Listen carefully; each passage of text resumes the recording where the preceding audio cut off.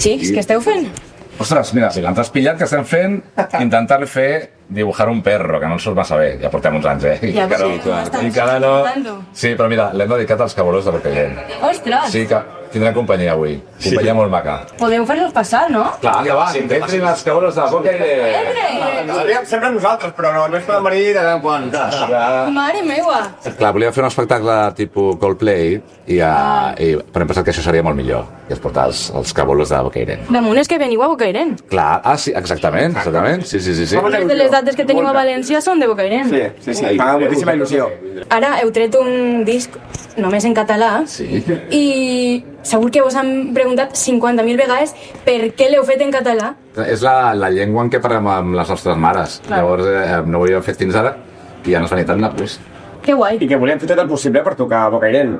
I així ho hem aconseguit. Home! Hem fet la notícia en català perquè cantar Bocairent. O sigui, hem fet la notícia en català perquè... Què s'ha de fer? És que en català?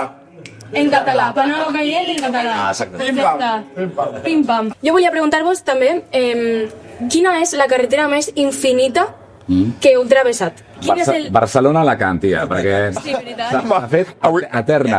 Sí. Sí. Eterna, sí. Sí, perquè a més Torrevieja és com gairebé una hora més. Claro. I aquesta, saps quan ja estàs acostumat i ja estàs com conscienciat i de sobte et falta aquella hora més, que és la que et destrossa. Me cague en la Sí, mar. però bé. Podria fumar-me directament. Sí. Que guai. Una cosa, hi ha un tema que és el de la boda, que jo dic, oi, així n'hi ha un poquet de xipeo. Això d'anar a la boda del sexe o alguna cosa així... Vaig apuntant, això està basat en una història real, hi ha cotilleo, ara de repente són Javi Hoyos... Sí. Hem anat a aquest tipus de bodes. Ui.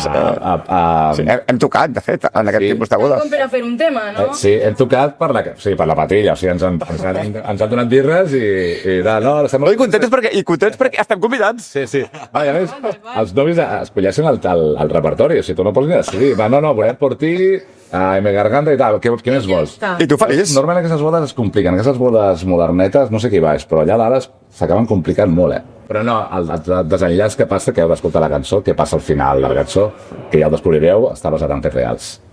I protagonitzat per un Els membre vostres amics saben de què va el tema. Sí. Estàvem en aquesta De boda. moment nosaltres no ho sabrem. Sí, ho trobareu a Casa Langrafili. Ja.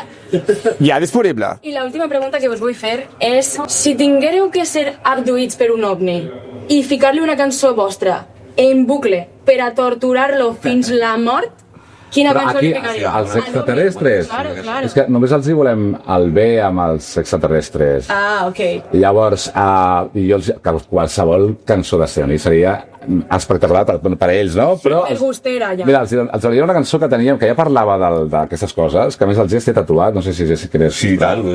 Que es titula A 1000 años luz, que formava part d'un disc que es deia Fluid García. Mireu aquí, mira que bonic. Mira. A 1000 anys luz. Sí, és correcte. Aquest és l'ovni del Marc, veus? Aquest és l'ovni que va trobar el Marc. Que ja ho vaig veure. Hi ha una cançó en el primer EP, titulat Dragonfly, una cançó titulada Entertainment, on tenim la valentia de dir que som extraterrestres, que venim a la Terra Ostres. a conquerir-los i hipnotitzar-los amb la nostra música. Està cantat en anglès, per tant, no és tan fàcil reconèixer-ho, però tenia la seva gràcia, perquè ens volíem menjar el món realment, i tal qual explicàvem que veníem a menjar-nos el món. Entertainment.